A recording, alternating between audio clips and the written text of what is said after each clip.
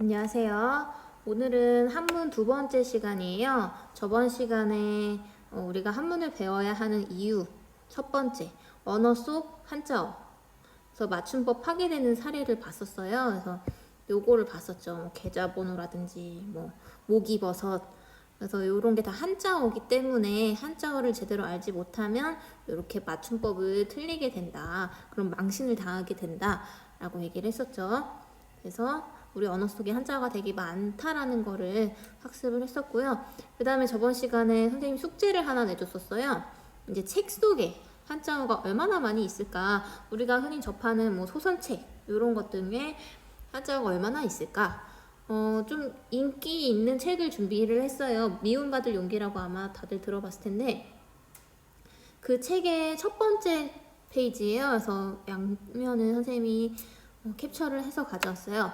자, 숙제는 여기서 한자어가 몇 개 있을까를 찾아보는 거였죠. 모두 다 찾아봤죠. 선생님도 다 찾아봤는데 일단 한번 같이 찾아보도록 합시다. 자, 찾아봅시다. 일단 책 제목에 한자어가 보이죠? 용기. 용기가 한자어예요. 그 다음에 시작하면도 시작이란 말이 한자어죠. 그 다음에 과거, 도읍, 번성, 도시, 외곽, 철학자. 근데 여기 또 철학자가 보이죠? 요거는 철학자 중복되니까 찾지 않고 요거 하나로만 카운트 할게요. 자, 그 다음에 두 번째 줄. 세계, 단순, 인간, 당장, 행복, 주장, 납득. 그 다음 세 번째 줄. 청년. 철학자는 아까 찾았으니까. 그 다음에 진의. 진짜 의미를 얘기하는 거예요. 그 다음에 번뇌. 그 다음에 세계는 찾았었고. 그 다음에 혼돈. 모순. 이렇게 찾을 수 있겠네요. 자, 그 다음에 본격적인 이제 대화 내용인데요. 여기서도 한번 찾아볼게요. 청년이 얘기하죠. 자, 여기서 찾을 수 있는 거. 단수는 아까 찾았죠. 선생님의 선생 한자고요. 그 다음에 지론. 지론은 가질 지자에 논할 논자에 논의할 때 그래서 가지고 있는 논의. 그 선생님이 가지고 있는 논의가 바로 선생님의 지론이 되겠죠. 자, 그 다음 줄. 철학자가 대답을 하네요.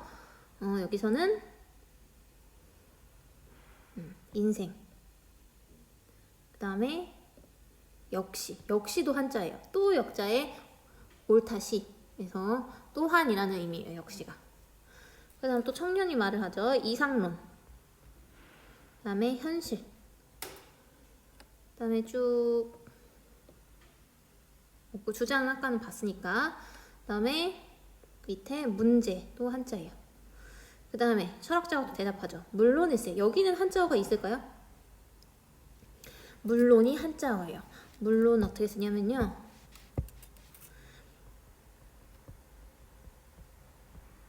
이렇게 써요. 이 물자는 말라물, 뭐뭐 하지 말라라는 의미고요. 논은 이거 아까 봤죠. 논하다. 그래서 논하지 말라라는 얘기예요. 그러니까 논할 것도 없다. 논할 것도 없이 너무 당연하다. 그게 바로 물론이라는 한자어가 되는 거죠. 다음 또 청년이 대답하죠. 논의, 방문, 설명, 충분히 할 때 충분, 의견, 철회, 생각. 여기서 철회는 거둘 철자예요. 철수하다 할 때, 회는 되돌릴 회. 그래서 걷어서 되돌린다. 내 걸 다시 돌려받는다. 거두어 드린다 라는 게 바로 철회라는 한자어가 되는 거예요. 그리고 이렇게 쭉쭉 찾다가 아까 여기서 이상론이 나왔죠. 이 이상론과 그리고 이 밑에 나온 어디냐면 맨 밑에서 두 번째 줄 이상 한 점 할 때 여기 이상. 이 둘의 여기 이상과 여기 이상은 같은 의미일까요? 같은 단어일까요? 아니죠. 일단 문맥상으로만 봐도 아니라는 걸 알 수 있어요. 여기서의 이상은 형이상학 할 때 어떤 그 위에 있는 걸 얘기하는 거기서 위상자가 들어갔죠. 그 다음에 여기서 이상은 다르다라는 의미죠. 그래서 다를 이자에 평상시, 항상, 평상시 할 때 상자예요. 그래서 평상시와 다르다.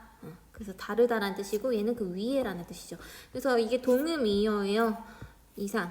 음은 같지만 뜻은 다르죠. 이런 식으로 구분할 때도 한자어가 좀 필요하다라는 얘기고요. 그다음에 뭐 또 좀 더 찾아보면 허허는 당연히 의성어죠. 평판. 그다음에 간과. 간과는 뭐냐면요. 간과가 무슨 뜻일까요? 간과하기 힘든. 이 간은 보다간이고요. 과는 지날 과자예요. 그래서 보긴 보는데 지나쳐버리는 거예요. 그래서 보고 넘긴다. 보고 지나쳐버린다. 얘가 보다 지나가다니까 보고 그냥 넘겨버려. 지나쳐버리는 거. 그런 걸 간과한다라고 하는 거죠. 그래서 이런 식으로 한자를 알면 좀 알기가 쉽다. 그래서 선생님이 다 찾았더니 총 개수를 세보니까 87개가 나왔어요. 87개.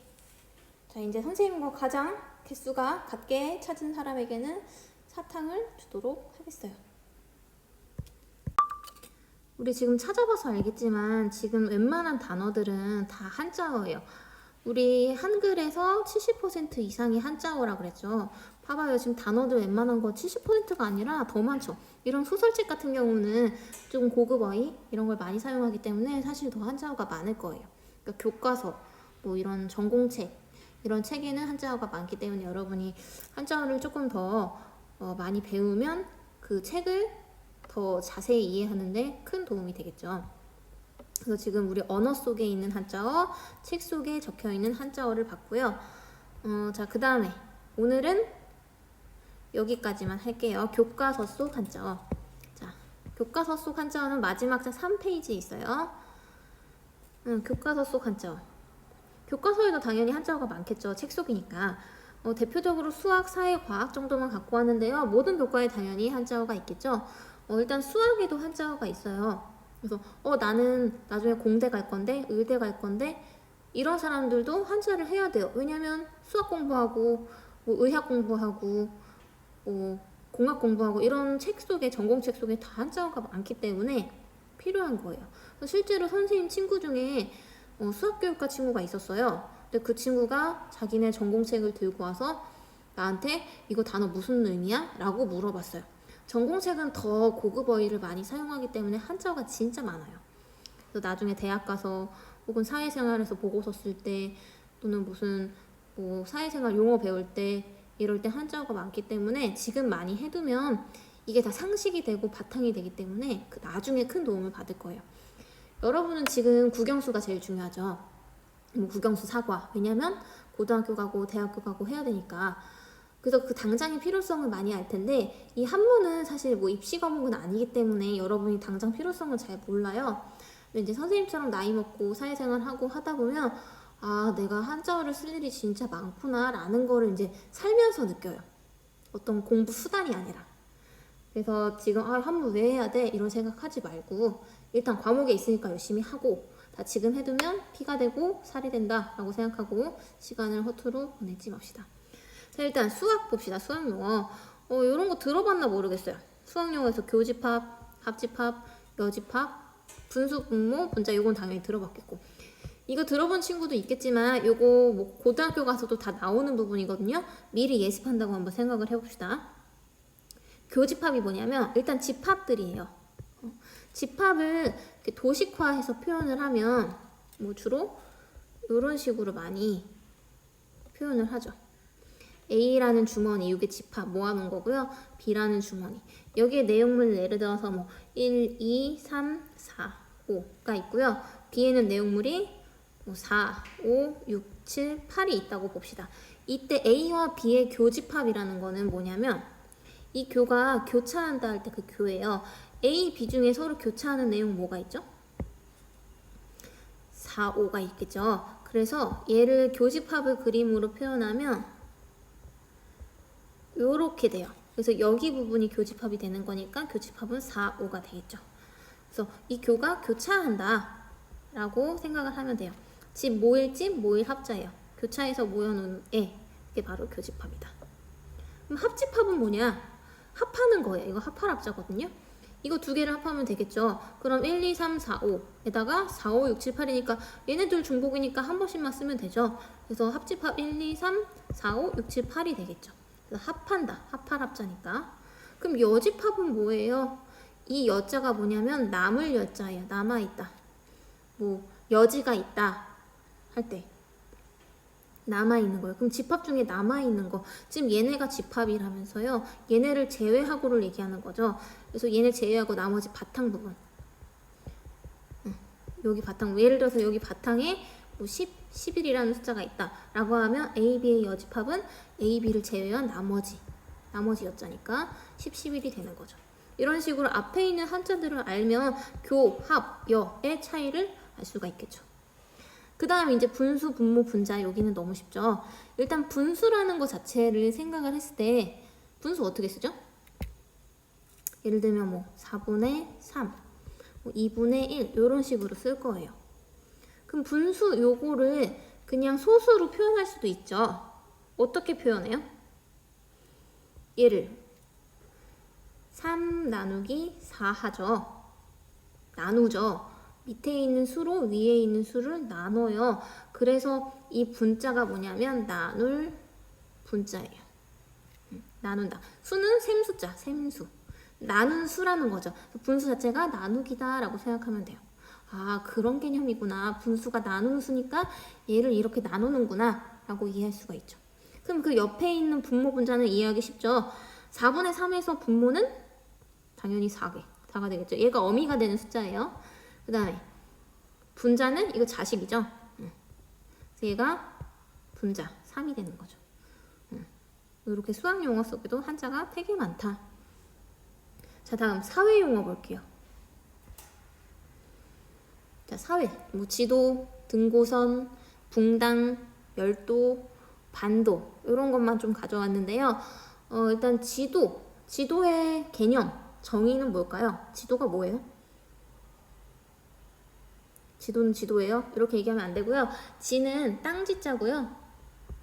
도는 그림 도자예요. 그래서 지도는 땅, 지역을 그림으로 표현한 거죠. 그래서 땅의 그림이 바로 지도라는 뜻이 되는 거죠. 그리고 등고선이라는 말이 있는데요. 요거는 좀 아는 친구도 있고 모르는 친구도 있는데요. 등고선이 뭐냐면 지도가 있을 때 지도를 맨 위에서 본 거예요. 인공위성에서 봤을 때 예를 들면 이렇게 지도가 있어요. 우리나라가 이렇게 있겠죠. 근데 우리나라에서 여기 태백산맥 있는 거 알죠? 그래서 태백산맥 여기를 좀 확대를 해보면 꼭대기가 있고 꼭대기보다 그 다음 높은 지역이 있고 그 다음 높은 지역, 그 다음 높은 지역. 그래서 위에서 봤을 때 이렇게 선으로 표현되는 게 있어요. 그래서 여기가 제 하늘과 가까운 부분, 그 다음 부분, 그 다음 부분인 거죠. 그래서 요 등고선이라는 거, 요게 등고선인데 등은 같을 등자예요. 같을 등. 고는 알죠? 높을 고. 선은 선자예요. 그 선을 긋다 할 때. 그래서 높이가 같은 곳을 표시한 선이 등고선이에요. 그래서 여기 부분이 높이가 같고, 그러니까 얘를 지금 세워서 봤을 때는 이렇게 되는 거죠. 여기가 여기, 여기가 여기, 여기가 여기, 여기가 여기 이런 식으로 높이가 같은 데를 선으로 표시하는 걸 등고선이라고 하는 거예요. 나중에 뭐 지리를 배우거나 할 때 나오겠죠. 그래서 얘도 한자를 풀이하면 그 의미를 알 수가 있다. 그 다음에 붕당이라는 말은 뭐냐면 이것도 역사할 때 아마 배울 건데요. 붕당 정치라는 게 있어요. 영조 때 특히 붕당 정치가 좀 많이 만연했는데요. 붕자가 뭐냐면 벗 붕자고요. 벗은 친구라는 의미죠. 당은 무리 당자예요. 무리 짓다 할 때. 그래서 벗을 삼아서 무리 짓는다. 서로 뜻을 같이 하는 무리를 붕당이라고 하는 거예요. 그래서 정치 세력을 얘기하는 거예요. 뭐 지금도 뭐 여당, 야당이 있잖아요. 그래서 여당끼리는 서로 힘 모아서 어떻게든 자기네 의견을 통과시키려고 하고 야당은 또 야당 나름대로. 그래서 그런 당파들끼리 뭉치는 거를 붕당이라고 하는 거예요. 다 역사 시간에 배우게 될 거고요. 그 다음에 이제 열도랑 반도라는 말이 있어요. 우리나라는 열도일까요? 반도일까요? 흔히 우리 한반도라고 표현하죠. 그래서 우리나라는 반도예요. 반도부터 한번 봅시다. 반도가 뭐냐면 반반자예요. 양념 반, 후라이드 반 할 때 도는 섬도자예요. 제주도 할 때. 그러면 반섬? 이게 뭔 말이냐면 아까 여기 우리나라 지형 봤잖아요. 이렇게 생겼죠. 자, 우리나라는 섬이에요? 아니죠. 섬이려면 사면이 바다여야 되죠. 우리 지금 하나, 둘, 셋, 동해, 서해, 남해 3면이 섬인 거죠. 아니, 섬인 게 아니라 바다랑 닿아 있죠. 그래서 여기는 육지랑 붙어 있기 때문에 섬이 되지 않아요. 그렇지만 세 면이나 물과 가까이 접해 있기 때문에 섬에 가깝다, 반은 섬이다 라는 의미에서 반도라고 하는 거예요. 여기다가 우리 한국에다 한자 붙이면 한 반도가 되는 거죠. 그래서 이런 걸 반도라고 한다. 그럼 열도는 뭐냐? 주로 우리나라 주변에 있는 열도인 나라 있잖아요. 여기 옆에 있는 나라. 일본을 열도라고 하거든요. 일본 열도라고 하죠. 왜 열도냐면 일단 얘네는 섬나라예요. 근데 얘네는 한 덩이의 섬이 아니라 큰 섬 4개가 나열되어 있어요. 그래서 이 열자가 나열할 열자고요. 도는 당연히 섬도자죠. 그래서 나열된 섬이다. 그래서 열도라고 한다. 그래서 이런 식으로 한자를 풀이하면 왜 열도라고 하는지, 왜 반도라고 하는지 이해하기가 쉬워지죠. 자, 마지막으로 과학 용어 볼게요. 자, 과학 용어에는 뭐가 있냐? 대표적으로 광합성, 그다음에 산화, 일식, 월식이라는 단어를 가져왔는데요. 광합성이 뭐예요? 주로 식물들이 광합성한다라고 하죠. 염록체를 만들어낸다. 광자가 빛 광자고요. 합은 아까 합집합 할 때 합할 합자예요. 합하다. 합할 합. 그 다음에 성은 이룰성. 요 고대로 한번 풀이해볼까요? 빛을 합해서 이루어진다. 맞잖아요. 빛이랑 그 식물 속에 있는 성분이랑 합성이 되는 거죠. 그래서 초록빛을 나타내기도 하고, 그래서 빛과 합해서 이루어지는 거. 그게 바로 광합성이 되는 거예요. 그 다음에 산화. 이산화탄소, 일산화탄소 들어봤죠? 다 산소와 결합되는 거죠. 그래서 이게 산소할 때 산이에요. 그리고 화는 뭐 변화된다, 어떻게 누구 화된다 이렇게 표현을 하죠. 그래서 산소화된다 라고 생각을 하면 되고요. 그 다음에 이제 일식이랑 월식까지만 하고 끝낼게요. 자, 일식이랑 월식 뭘까요? 일식은 어떤 때 일식이라고 해요? 해가 안 보일 때, 가려져서 안 보일 때 일식이라고 하죠. 그럼 월식은 당연히 달이 가려져서 안 보이는 거예요. 그러면 한자를 분석해보면 이 일은 해일이고요. 당연히 해일. 얘가 뭐냐면 식은 좀 먹을 식자예요. 조금 먹는다가 아니라 좀벌레가 먹었다라는 거예요. 갉아먹었다. 그래서 사라졌다라는 의미가 있는 거죠. 그래서 해가 좀 먹어서 사라졌다라는 얘기고요. 월식은 당연히 달월자에 좀 먹을 식이죠. 그래서 달을 좀벌레가 먹어서 사라지게 했다. 그래서 달이 안 보인다. 그게 바로 월식이죠. 근데 요거 과학적으로 한번 잠깐 개념 따져보면, 자, 해가 안 보이는 원리를 한번 그려볼까? 자, 해가 있어요. 해의 주변을 지구가 돌죠. 근데 이 해가 안 보이려면 어떻게 돼야 될까요? 지구는 해 주변을 공전하고요. 지구 주변을 공전하고 있는 거는 달이죠. 그 달이 해랑 일직선 상에 있을 때 해가 안 보이죠.